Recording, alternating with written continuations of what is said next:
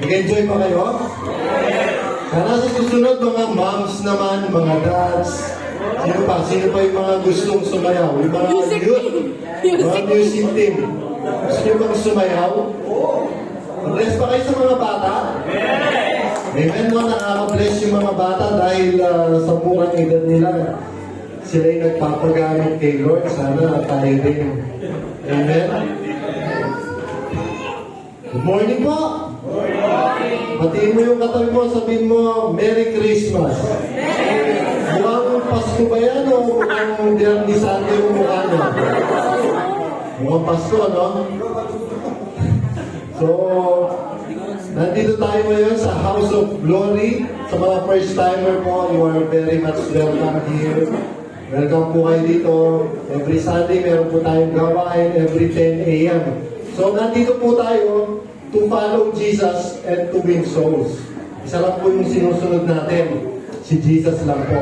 And then, magdadala tayo ng mga souls, ng mga kaluluwa na gagamitin pa ni Lord dito sa kanyang panambahan. Amen? So, before we start po, bago po tayo mag-umpisa, pwede po tumayo po tayo lahat and let's declare our faith in God.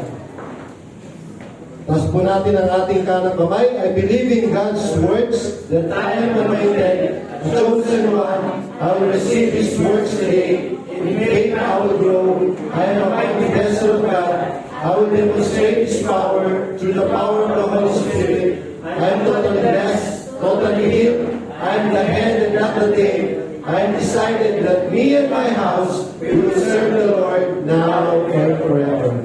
O, makakaupo na po tayo. Nandito po tayo ngayon. We are in the 4th week ng ating series. Kung wala po kayo nung first week, yung first week po is all about walking worthily of our calling. Sa ating series na completeness in Christ, because Jesus is the reason for this coming season po, yung Christmas. So we are complete because we can walk worthily sa mga calling natin. And then dun sa week 2, we are complete in Christ because we lack nothing. Hindi po tayo nagkulangan. Every day of our lives, hindi po tayo nagkukulangan. Amen? So number 3, week 3 po, God has given us all that we need. Binigay ni Lord, ni Jesus, lahat ng ating pangangailangan. Araw-araw po, hindi po tayo napabayaan ni Lord kasi binigay niya ang ating mga pangangailangan. So, ngayon po sa week 4, ang pag-aaralan po natin ay invest in God. Sino pong gusto mag-invest? Amen. Sino pong gusto magkaroon ng bank account? Amen. Bangko Peligroso. Gusto niyo po ba yan? Pwedeng mag-deposit, bawal mag-withdraw. Joke lang po yun. So, 3 days na lang po before Christmas. Amen? Palapit na ng palapit yung Pasko. And pag Christmas po, marami tayong ginagawa. Merong mga party, merong mga exchange gifts, meron po tayong mga pinagdiriwang. Yung mga iba, family reunion. Diba? Nagkikita-kita yung mga family members. And pag binigyan ka ng regalo na gustong-gusto mo, treasure mo ba to? Pinapahalagaan mo ba to? Hinibigyan mo ba ng halaga yung regalo na yon? Kasi gustong-gusto mo yun, di ba? Pag nakita mo yung word na treasure, ano yung pumapasok sa isip mo? Ano yung pumapasok sa isip natin? Word na treasure. Kayamanan. Pag nakakita ka ng kayamanan, ipagsasabi mo ba? Pag nakahukay ka ng baol, Jared, ipagsasabi mo ba? Hindi, di ba? Kasi kayamanan yun eh. Kapag nakakita ka ng isang ginto na parang ganun lang, pagsasabi mo ba? Treasure mo yun, di ba? Siguro yung iba dito, i-invest, magkakaroon ng negosyo, mag-open ng bank account. Huwag lang dun sa Bangko Peligroso. Amen?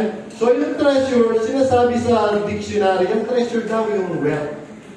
Yung iba naman, pag may treasure ka, Yung iba, mga possessions. Pag may treasure ka, yun yung bagay na iniingat-ingatan mo. Treasure mo yun.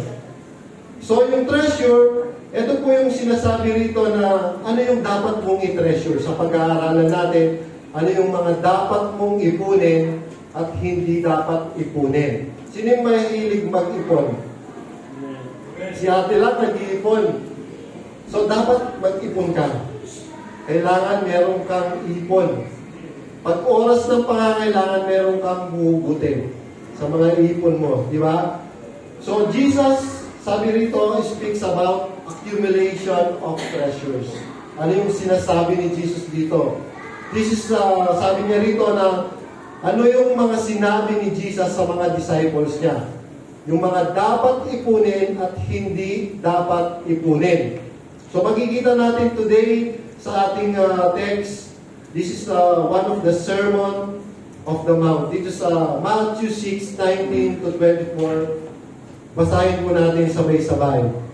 1, 2, 3. Where moth and rust destroy, and where thieves break in and steal. But lay up your treasures in heaven, where neither moth nor rust destroys, where thieves do not break in and steal. For where your treasure is, there is your heart will be also. The eye is the lamp of the body. So if your eye is healthy, your whole body will be full of light. But if your eye is bad, your whole body will be full of darkness. If then the light is in you is darkness, how great is the darkness? No one can serve two masters, for either he will hate the one and love the other, or he will be devoted to the one and despise the other. You cannot serve God and money. Lord, salamat sa word mo today. Lord, as we study your word, Panginoon, magkakaroon kami, Panginoon, ng kaliwanagan. Magkakaroon kami, Panginoon, ng, Lord, tamang pag-iipon, Lord God, kung ano yung gusto mong ipunin namin, Lord God, sa mga darating na panahon. Lord, use me today as your speaker, as your mouthpiece today.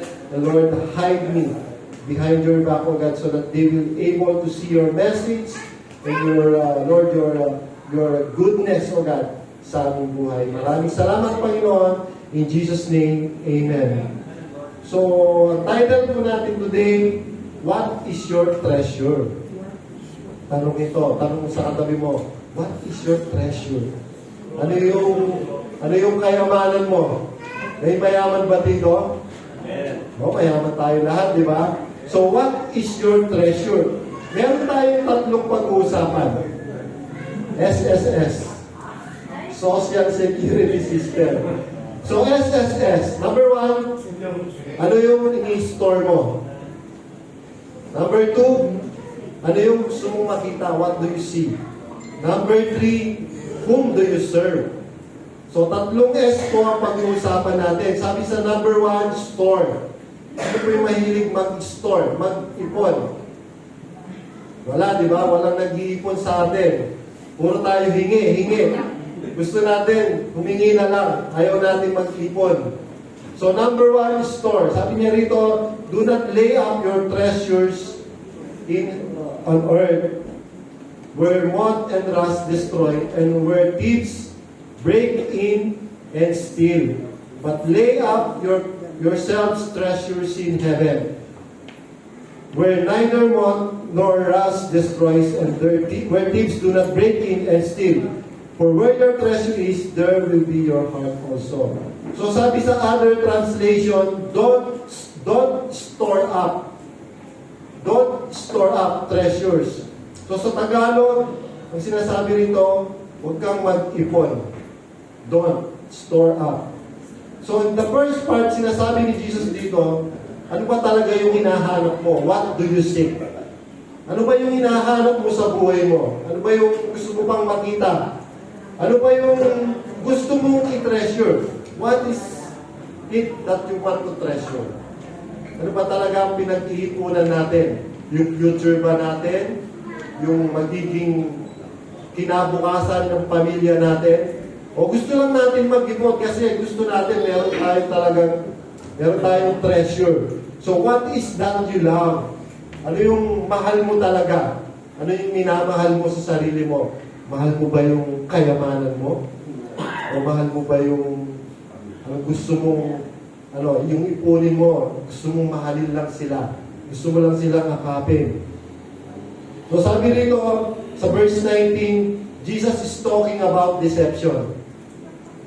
He's not talking about deception kasi gusto niyang i-deceive yung mga nakikinig sa kanya. Deception in the way na deceiving ourselves. Pag niloloko mo yung sarili mo, yung sinasabi mo na, aakapin ko tong kayamanan ko. Nandun na yung deception. Nandun na yung deception sa puso mo. You are deceiving yourselves about what's happening sa puso natin. Kasi yun na lamang gusto natin eh. Mag-ipon, mag-ipon, mag-ipon. Nakafocus na lang tayo. Then sabi rito, do not lay up your treasures on earth. Pag sinabing do not lay up your treasures on earth, ano ba yung sa earth? Ang sabi rito, where moth and rust destroy. Masisira lang yan. Masisira lang yan ng mga yung mga insekto, kakainin ng daga, kakainin ng ipis, pag tinago mo yung mga limpak-limpak mo pera. Kasi, sabi rito, mananakaw din to. Mananakaw din to ng mga magnanakaw. Madali itong nakawin. Pero sinasabi rito, huwag kayong mag-ipon, sabi sa Tagalog, ng kayamanan para sa inyong sarili rito sa mundo. Huwag kayong mag-ipon. So, treasures on earth, ito po yung mga madaling masira. Madaling mawala. Minsan nasa kamay mo na yan, mawawala pa yan. Ang pera ngayon, ang 1,000, sandali. Maghapon. Wala na, di ba? Parang 100 na lang, 1,000 ngayon. So, yung kayamanan dito sa lupa, yung treasures on earth, ito yung mga madaling mawala. Ito yung mga madaling manakaw, ito yung mga madaling sirain ng mga insekto. Stop treasuring earthly treasures, sabi ni Jesus sa kanyang mga nakikinig. Where moth and rust destroy, and where thieves break in and steal. Ito, madali pong mawala to. Sabi niya, start treasuring heavenly treasures. Mag-start na kayong mag-stress, yung mag-ipon ng mga bagay na makalangit. Ano yung mga bagay na makalangit? So, yung mga bagay na makalangit, sabi niya rito, hindi masisira. Hindi mananakaw. Hindi madaling sirain ng mga magnanakaw, ng mga insekto. Ano ba yung mga pastor? Ano ba yung mga bagay na makalangit? Ano ba yung mga dapat namin i-treasure? Minsan, ito yung iniisip natin. So we have to ask, what are the heavenly treasures? So yung earthly treasures again, yung mga madali nating maunawaan. Sinasabi ni Jesus sa mga bagay nito, ito yung mga wealth natin. Ito yung mga material possessions natin. Pag bumili ka ng iPhone. Pag bumili ka ng iPhone 16, pag ninakaw yan, nangihinayang ka. Magkano na yung iPhone 16? Nasa 80 plus.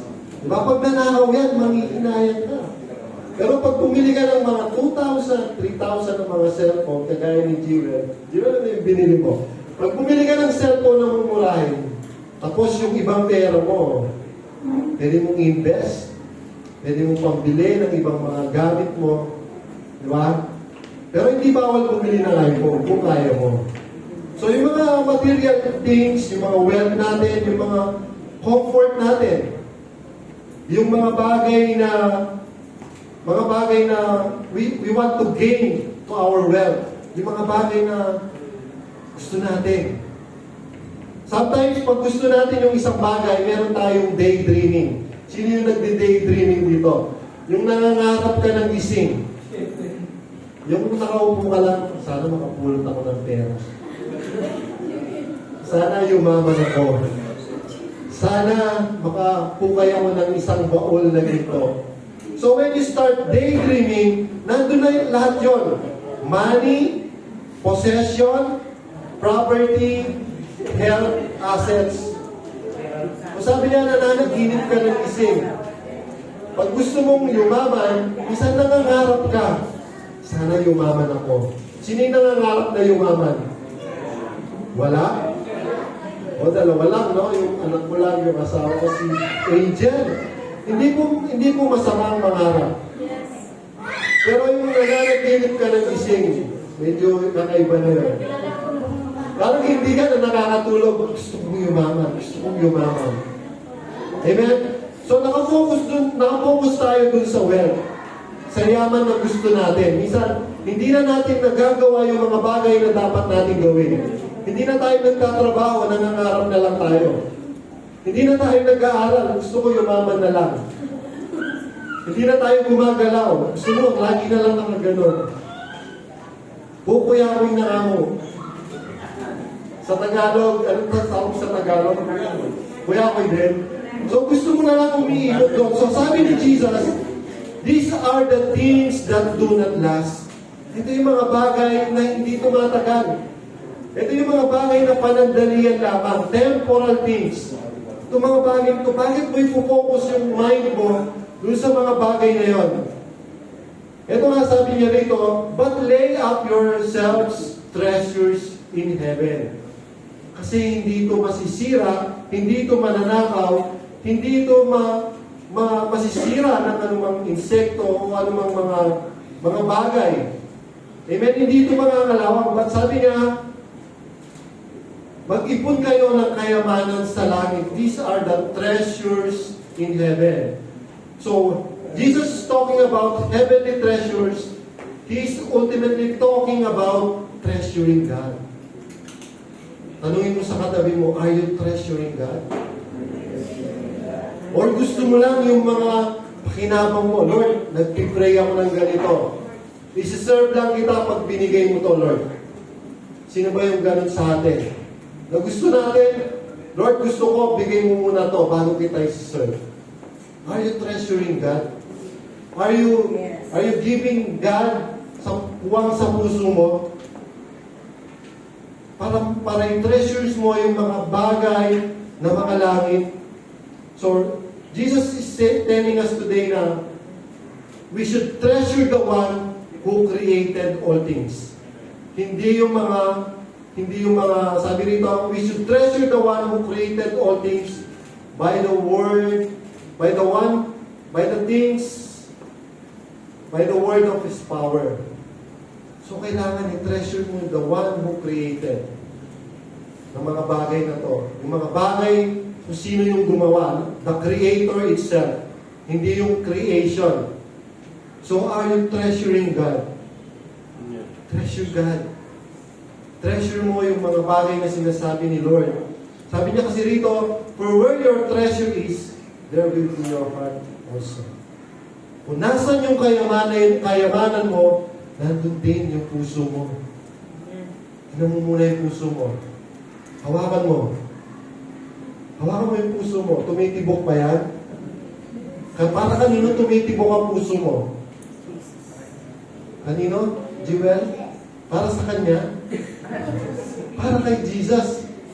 So, tumitibok ang puso natin para sa ating Panginoon.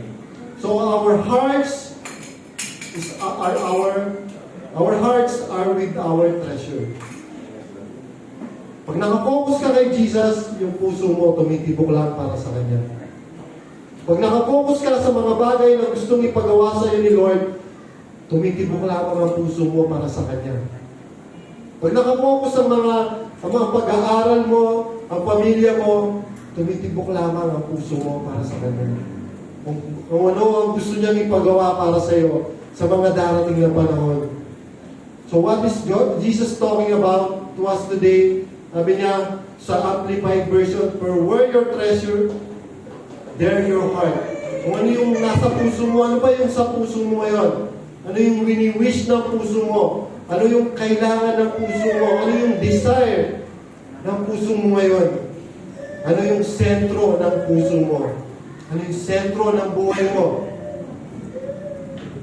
Dapat nakasentro, nakatuon ang puso natin the one who created all things. So when you think about kung ano yung nangyayari sa mundo natin, yung isip natin talagang paiikot-ikot lang. Start daydreaming, sinasabi ko nga na gusto mo yung pangarap mo, ganun na lang. Wala ka ng time na mag-devotion, gusto mo puro trabaho na lang. Wala ka ng time na pumunta sa church kasi every Sunday, nandun ka, nagtitinda ka pa rin kasi malakas pag Sunday. Wala ka ng time na mag-serve kay Lord kasi gusto mo kumita. Kumita ng marami. So, yung umiikot lang ang isip mo dun sa mga bagay na create lang ni Lord. Hindi sa bagay, hindi sa Creator. Amen? So, sabi rito, sa number 2, seek. Ano yung hinahanap mo? Ano ba talaga yung hinahanap mo? Hinahanap mo ba siya? O hinahanap ka ba niya? Ano ba yung hinahanap mo talaga? Ang sabi rito, the lamp of the body. So the eye is the lamp of the body. So if your eye is healthy, your whole body will be full of light. But if your eye is bad, your whole body will be full of darkness. If then the light in you is darkness, how great is the darkness? Ang sinasabi niya rito, ang mata mo raw, siya yung ilaw ng iyong katawan. Kung malinaw ang iyong mata, maliliwanagan ang buo mong katawan. Sino yung malabo yung mata dito? Magpatingin na kayo kay Doc. Doc Freddy. Pero kung malinaw yung mata nyo, pwede rin kayo magpa-check up sa kanya. Saan po yung mga branch nyo, Doc? Sa Aliaga, sa Saragosa, saan pa? Sa Cabanatuan. Doc, may libre ako salamin yan. Doc. May libre pa akong salamin. So sabi niya, ngunit kung malabo ang iyong mata, madidiliman ang buong katawan. Pero ang sinasabi rito, kaya nga kung anong nagsisilbing ilaw mo, ay wala rin ibibigay na liwanag. Napakadilim ng kalagayan mo. So sinasabi rito ni Jesus, yung physical eyes natin, sinishape yung mga design ng puso natin. Pag nakita mo yung bagay na yun, Lord, gustong-gusto ko yun. Gustong-gusto ko yung cellphone. Gustong-gusto ko yung iPhone. Gustong-gusto ko magkaroon ng kotse. Kasi nakita ng mata mo eh. Pero ang hirap, wala kang pambili. Anong gagawin mo? Amen? So, sinasabi rin ito, you will come to treasure that thing. Gusto mong gawin yon na gusto mong ma-aim yung gusto mong bilhin yung bagay na kahit wala kang pera. So, sinasabi rito, magfo-focus ka na lang sa bagay na yon. Hindi ka na matututong mag-pray. Bago mo makuha yung bagay na yun, dapat mag-pray ka muna. Lord, tulungan mo ako. Tulungan mo magkaroon ng trabaho para mapili ko yung bagay na yun. Hindi ka bibigyan ni Lord instantly ng pera. Unless someone will bless you. Kung bibigyan ka i-bless ka ng isang tao, ito, pabili mo ng cellphone. Sino gusto mag-bless ng cellphone dito? Wala, di ba? So, madalang lang yan, pag gusto mong ma-aim yung isang, gusto mong mabili yung isang dapat pagtrabahuin mo. Dapat kumita ka muna ng pera. So, ang sinasabi ni Paul dito sa Ephesians 1:8, having the eyes of your hearts enlightened, that you may know what is the hope to which He has called you. What are the riches of His glorious inheritance in the saints? Ito yung pinapanalangin ni Paul dito, na maliwanagan ang inyong puso at isipan. Na maliwanagan ang iyong puso at isipan at maunawaan ninyo ang mga pag-asa na ilalaan sa inyo. Ang napakalaga at napakasaganang pagpapala na ipinangako ng iyasa sa mga pinabanal. Ito yung napakasagana. Ito yung pinapanalangin ni Paul sa mga taga-Ephesians. na yung mata nila o yung buhay nila magkaroon ng kaliwanagan. Hindi lamang sila nakafocus dun sa mga riches. Hindi lamang sila nakafocus sa mga bagay na magpapayaman sila. Sabi niya rito, ang napakasaganang pagpapala na ipinangako niya sa mga pinabanal niya. Napakasagana po yung pagpapala na pinangako ng Diyos sa atin. Dahil kayo ay pinabanal na niya. Dahil kayo ay binigyan na niya ng bagong identity, ng bagong katauhan. So, ang sabi rito, yung mga heavenly treasures na sinasabi niya rito, ay yung mga bagay na makikita lamang natin sa ating mga mata. So, sinasabi niya ni Jesus dito that our eyes, both physical and spiritual, are going to shape our hearts. Ito yung humuhubog sa ating puso. Yung mga bagay na spiritual, ito yung mga bagay na huhubog sa ating mga puso. Kung nakatingin ka lamang sa mga bagay na sa kadiliman, na still living in sin, but you are still praying, pero may ginagawa ka pa rin hindi tama, you are still in the darkness. Yung mata mo na sa kadiliman pa rin. Dahil hindi mo pa totoong nakikita yung mga bagay na dapat i-treasures na sa makalangit na pamamaraan. So, sabi rito, if then the light is in you is darkness, how great is the darkness? If the light is in you is darkness, how great is the darkness? So, napakadilim po nito. Kung wala kang nakikita na liwanag, madilim pa rin ang iyong mga nakikita. So, number 3, serve. Sino ba yung sineserve mo? Sino ba yung gusto mong iserve sa buhay mo? Is it your wealth? Is it your money? Is it your possessions? Is it the things na nagkakaroon ka ng comfort? Whom do you serve? Tanong mo sa sarili mo, sino ba yung gusto kong iserve? Tanongin mo yung sarili mo. Sige, tanongin mo. Ano yan? Sasagot yan. Sige, tanongin mo yung sarili mo. Tinanong mo na ba? Sige, huwag mo tingnan. Di ba? So you cannot serve God and riches. No one can serve two masters. For either he will hate the one and love the other, or he will be devoted to the one and despise the other. You cannot serve God and money. Sa Tagalog, walang taong makakapaglingkod ng sabay sa dalawang amo. Sapagkat kapopuotan niya ang isa at iibigin niya ang ikalawa. O kaya magiging tapat siya sa isa at hahamakin ang ikalawa. Ganoon din naman, hindi kayo makakapaglingkod ng sabay sa Diyos at kayamanan. Bakit po sinabi ni Jesus dito? Bakit niya sinabi dito sa final section na to na ito yung logical conclusion? Ito, nag-conclude na si Jesus dito. Sabi niya, hindi lamang yung nakikita ng ating mata, yung gusto ng ating puso. Ito yung sinasabi niya rito na ang mata natin, hinuhubog niya yung puso natin papunta sa Savior natin. Nakuha po ba natin? Just it's not that our eyes shape our hearts. Our eyes shape our hearts to serve the Lord. Amen? So sinasabi rito, whom do you serve? Sino pa talaga ang gusto mong pagsilbihan?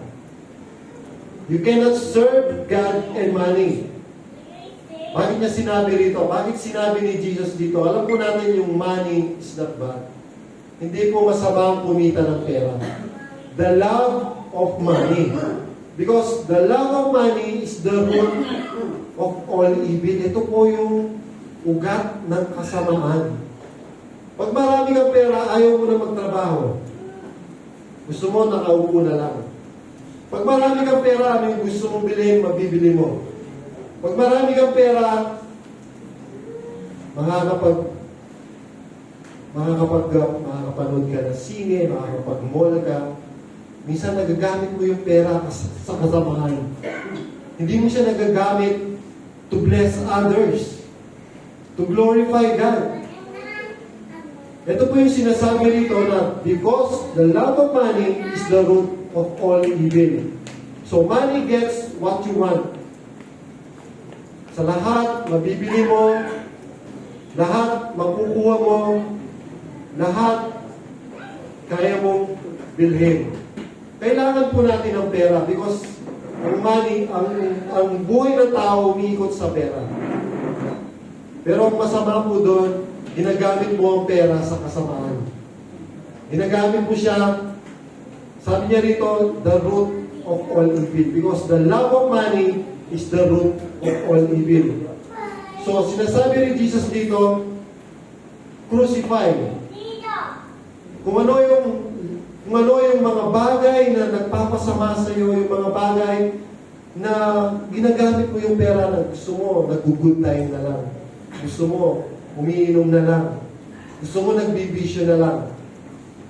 So, ang sinasabi rito, sa Colossians 3:5, put to death, therefore, what is earthly in you, sexual immorality, impurity, passion, evil desire, and covetousness, which is idolatry. Sa Tagalog, sabi niya, kaya patayin nyo ang anumang kamunduhang nasa inyo. Ang sexual na immoralidad, pag may pera ka, makakapag-commit ka ng sexual immorality. Makakakuha ka ng pera, makakakuha ka ng babae, kahit saan. Kalaswaan, pagnanasa, at kasakiman na katumbas na rin ng pagsamba sa mga Diyos-Diyosan. So, ang sinasabi rito, our desires sa mga bagay na to, na sinasabi niya rito, minsan, nakakalimutan natin na Kristiyano tayo. Nakakalimutan natin na may Creator tayo. Lord, binigyan mo ako ng pera, pero minsan nagagamit ko to sa hindi tama. So the love of money is the root of all evil. So ito yung warning ni Jesus sa atin sa mga bagay na to na huwag natin i-focus yung mata natin sa mga bagay ng mga mundo. Don't let your heart ponder the treasure. Huwag mong ibigin yung mga treasure na yun, yung mga dapat mong ipunin. Ang tanong sa ating araw na to, which master are you serving? Sino yung siniserve mo sa buhay mo? Sino yung gusto mong iserve sa pera mo? Sa mga kayamanan mo? Are your eyes training to serve the heart to serve? You will serve whoever you love. Kung sino yung gusto mong iserve. Kung sino yung gusto mong ibigin. You will love whatever your eyes are set upon. So si Jesus, tinuturo tayo rito sa mga bagay na to na to love other people, to serve other people, to serve God. Ito po yung masakit na katotohanan that we can face our deception, our self-deception. Kung ano yung mga bagay na hindi natin makontrol, kung yung mga bagay na gusto lang natin, mahalin natin. Again, the created world is not bad. Ito lang yung reflection. Nagre-reflect lang ito bilang isang tao, bilang isang Kristiyano. If you want to truly obey God, if you want to satisfy Him, you want to have a life in you, sabi niya, the God that we are serving, the God that we want to serve with our treasure, with our possession, is the one who died for us. Si Jesus. Amen? So as I conclude, sabi niya rito, we do not have a lot of material wealth. Wala po tayong mga material wealth here on earth. But if you pursue is to make more and hoard it and pile it up, then your heart is on this earth. But if your pursuit is to glorify God, kung gusto mo lang mangyari is to glorify God and to serve Him in whatever way that you can, serving as a witness, serving in the church, using your gifts. Lahat po tayo, meron tayong gifts.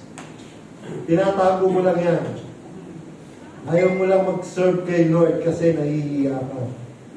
Kailangan po natin ng mga musician. Kailangan po natin ng tatayo rito. Kailangan po natin na mag-evangelize sa labas. Yung tinetreasure mo, kung wala ka man kayamanan ngayon, meron kang tinetreasure na gift sa sarili mo, this is the right time to serve the living God. Amen? So serving as a witness, serving in the church, using your gifts to build up the body. Kailangan po tayo sa church na to. Using the wealth that you have to reach out in your community, your family, and friends.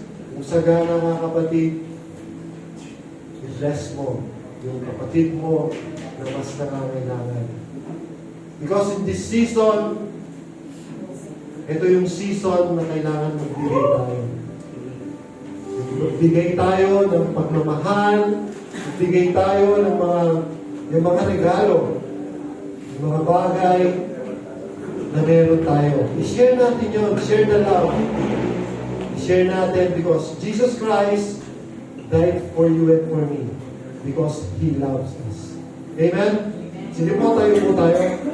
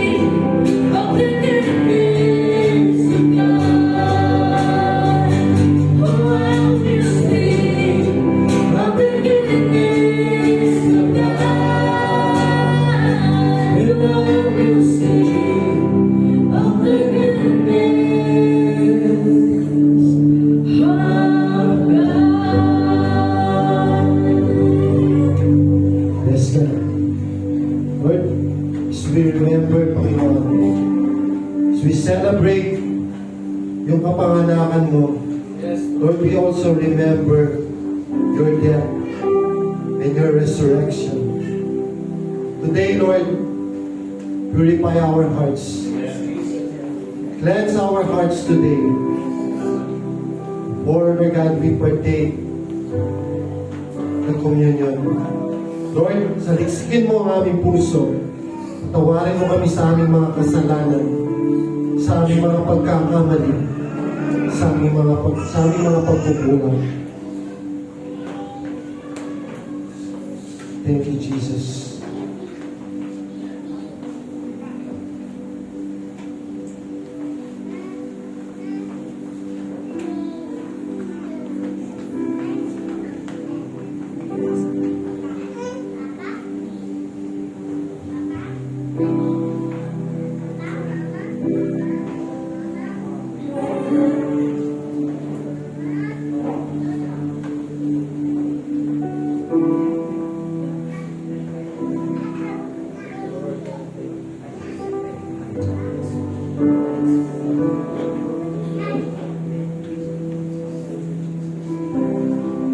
In 1 Corinthians 11:23-26 says, "For I received from the Lord what I also delivered to you, that the Lord Jesus on the night when He was betrayed took bread."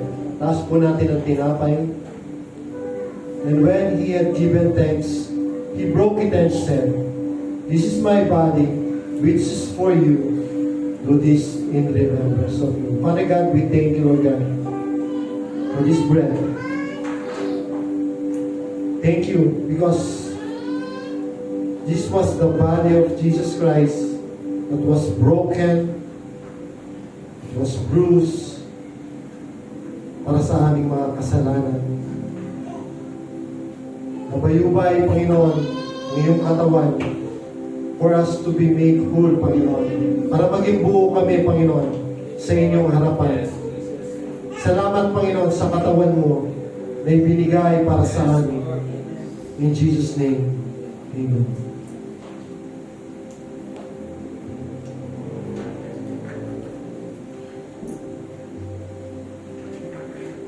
Verse 25, the same way, also He took the cup after supper, saying, "This cup is the new covenant in my blood. Do this as often as you drink it in remembrance of me. For as often as you eat this bread and drink the cup, you proclaim the Lord's death until He comes." Lord, thank you. Thank you for this blood that was shed on the cross to wash away our sins. Salamat, Panginoon, sa kapatawaran ng aming kasalanan dahil sa banal na dugo ni Jesus na dumaloy doon sa krus ng Kalbaryo. Lord, salamat, Panginoon, dahil nahugasan kami sa aming mga pagkakamali, sa mga kadiliman, sa mga kasalanan na aming nagagawa. Thank you, O God, for this juice that represents your body, your blood. In Jesus' name we pray. Amen.